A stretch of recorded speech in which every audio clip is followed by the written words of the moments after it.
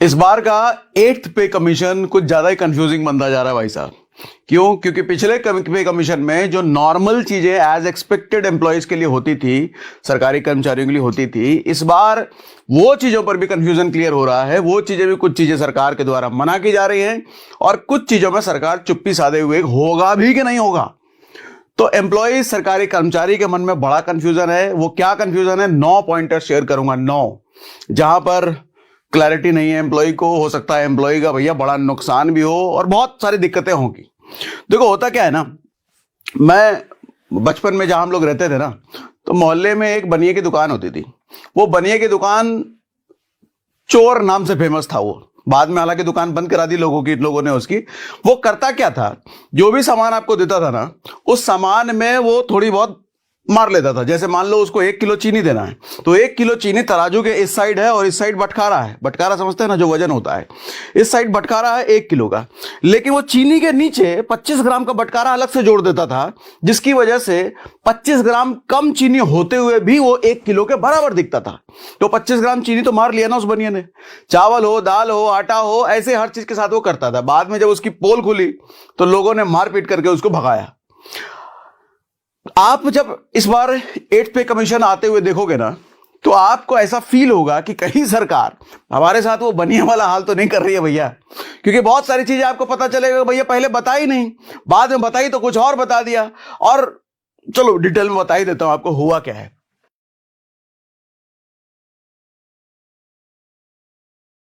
देखो 8th पे commission में सबसे पहली चीज जो अभी रिसेंट की घटना थी, डिमांड थी कि डीए मर्जर की मांग को इन्होंने ठुकरा दिया है। और ये मांग 30 साल पुरानी थी, आज की नहीं।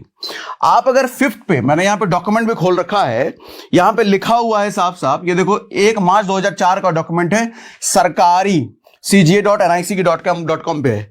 यहां पे साफ साफ लिखा है कि 5th CPC इन पैरा कहां गया, कन्वर्टेड इनटू डीएनएस पे each time CPA increases by 50%। कहने का मतलब यह है कि डीए जब जब 50% पूरा हो जाए भैया, आप उसको बेसिक पे के साथ मर्ज कर दो। ये 2004 का सीपीसी कमीशन ने लॉ बनाया था, बाद में इसको हटा दिया गया। इससे एम्प्लॉय का फायदा क्या होता था, ये समझाता हूं इसको। अच्छा, इसको जरा मैं एक्सप्लेन कर देता हूं डीए बढ़ता कैसे है।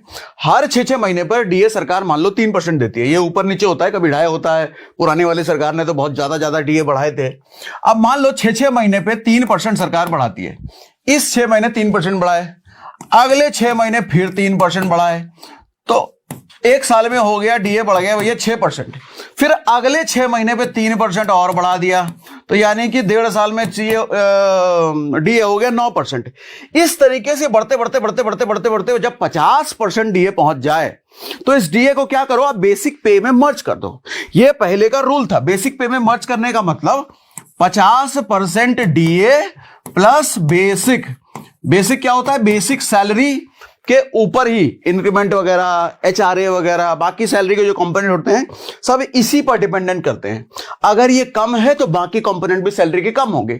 ये बढ़ गया तो बाकी कंपोनेंट भी बढ़ जाएंगे।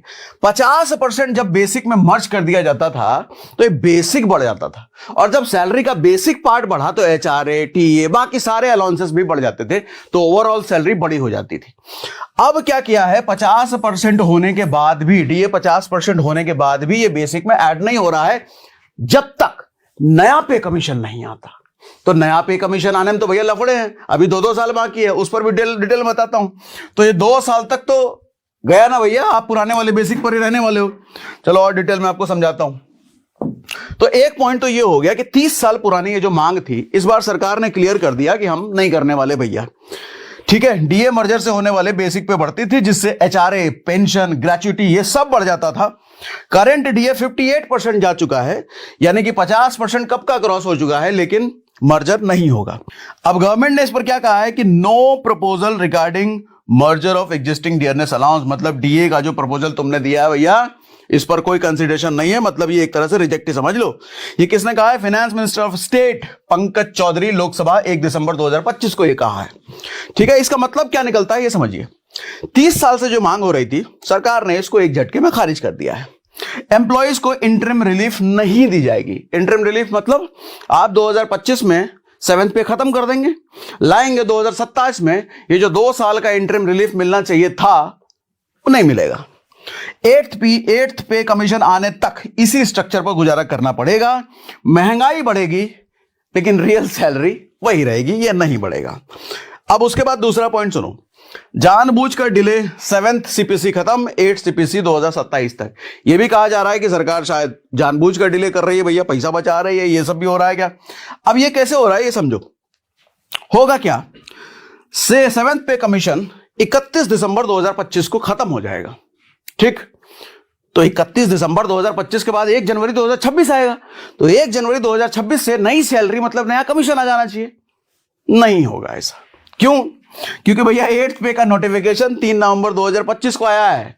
इसका मतलब रिपोर्ट एक्सपेक्टेड है 18 महीने बाद, यानी कि 2027 के मिड तक जाएगा। ये रिपोर्ट ही आएगा 2027 के मिड तक, सैलरी नहीं बढ़ेगी, रिपोर्ट आएगा। इंप्लीमेंटेशन एक्सपेक्टेड है 2027 के बाद। अब सवाल यह है कि 2025 में आपने 7th पे खत्म कर दिया, 2027 के बाद आप लाएंगे नया वाला पे कमीशन, तो ये जो 1.5-2 साल का गैप हो गया, इसमें तो सैलरी तो बढ़ी नहीं लोगों की। तो ये 1.5-2 साल का गैप का हर जाना कुछ तो देंगे, एरियर वगैरह देंगे। एरियर पर भी बात आता हूं, एरियर पर भी बड़ा क्वेश्चन मार्क है भैया। कुछ लोग गदगद हैं, पिछले पे कमीशन में तो एरियर मिला था, इस बार भी तो मिलेगा ही। वहां भी इस बार कंफ्यूजन है भैया, सवाल वहां भी उठ रहे हैं। अभी बताता हूं आगे आपको। गैप पीरियड भैया 1.5 से 2 साल का बन गया। इस 1.5 से 2 साल के गैप का सरकार की तरफ से कोई अपडेट नहीं है। प्रॉब्लम क्या होगी इसमें से? 7th पे कमीशन देखो 31 दिसंबर को खत्म हो रहा है, 8th पे की रिपोर्ट आएगी 2027 तक। 1.5 से 2 साल का कोई जवाब नहीं है फिलहाल। गवर्नमेंट को पता था कि 7th पे 2025 में खत्म हो जाएगा, फिर भी नवंबर 2025 तक वेट किया। अगर जनवरी 2024 में ही कमीशन बना देते तो जनवरी 2026 से इंप्लीमेंटेशन हो जाता, 25 में उधर खत्म होता, 26 में नया पे कमीशन आ जाता। आपको तो पहले से पता था, तो 24 में कमीशन क्यों नहीं बनाया भाई साहब? दिल्ली इलेक्शन का तो कहीं चक्कर नहीं था, तो 24 में नहीं। मतलब ये सब देख करके लोगों के मन में यह भी डाउट आता है कि कहीं जानबूझ करके सरकार ने डिले तो नहीं किया।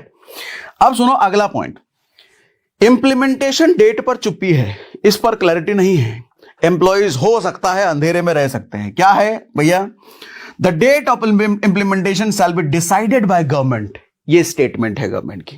किसने दिया है? एमओएस फाइनेंस ने पार्लियामेंट में दिया है कि इंप्लीमेंटेशन डेट भी डिसाइड किया जाएगा। 1.5 से 2 साल बाद रिपोर्ट तो आएगा, लेकिन रिपोर्ट आने के बाद किस दिन से लागू होगा, किस दिन से सैलरी बढ़ेगी, बताएंगे। इस पे अभी क्लियर नहीं है, तो ठीक है। और एरियर भी मिलेगा कि नहीं मिलेगा ये 1.5 से 2 साल का, वो भी बताएंगे।